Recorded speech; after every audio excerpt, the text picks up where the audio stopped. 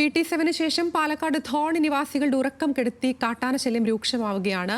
കഴിഞ്ഞ ഒരാഴ്ചയ്ക്കകം ധോണി മേഖലയിലെ വിവിധയിടങ്ങളിലായി ഏക്കർ കണക്കിന് കൃഷിയാണ് കാട്ടാന നശിപ്പിച്ചത്.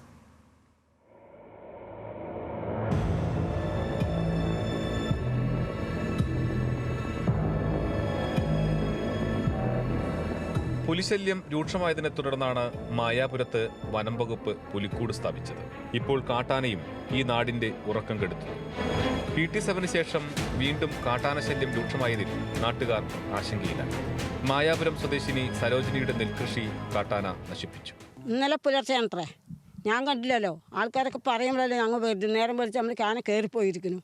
ഞങ്ങൾ എന്ത് ചെയ്യും? 7 മണി കഴിഞ്ഞാൽ അപ്പം വായലൊക്കെ കൊട്ടി കുറച്ച് ഉള്ളിലിരിക്കും. ആരെങ്കിലും വന്ന് വിളിച്ച ജനലിൽ കൂടെ നമുക്ക് വേണ്ടതാണ് പറഞ്ഞാൽ വാൽ തുറക്കും. അതൊന്നും ചെയ്യാൻ പറ്റില്ല.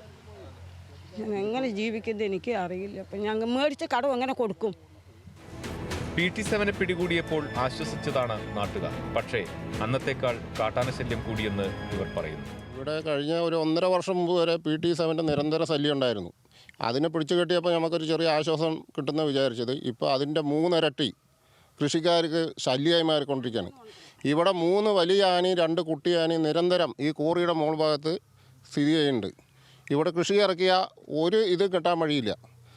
നമ്മൾ 6 മാസമായി കൃഷി ചെയ്ത് ബുദ്ധിമുട്ടിക്കൊണ്ടിരിക്കുകയാണ്. ഈ ഒരു ഏരിയയിൽ റെയിൽ ഫെൻസിങ് ചെയ്ത് പറഞ്ഞാൽ സത്യം പറഞ്ഞാൽ ഇവിടെയുള്ള ജനങ്ങൾക്കും ഫോറസ്റ്റ് ഉദ്യോഗസ്ഥർക്കും കുറച്ച് സേഫ്റ്റി അല്ലേ. ഇതേപോലെ ഇതിനു വേണ്ടി ഒരു RRT ഉണ്ടാക്കിയിട്ടുണ്ട് ഈ ആനയെ ഓടിക്കാൻ വേണ്ടി.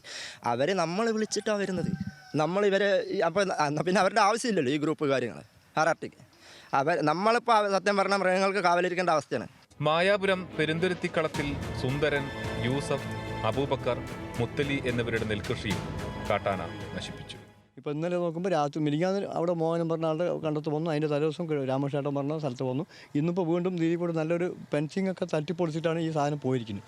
ഇപ്പോൾ ഉറക്കൂലാണ്ടാക്കി മൊത്തത്തിൽ പറയണേ. അപ്പോൾ നമ്മൾ പറഞ്ഞാൽ ഈ നമ്മളിതുകൊണ്ട് ജീവിക്കുന്ന ഒരാളാണ്.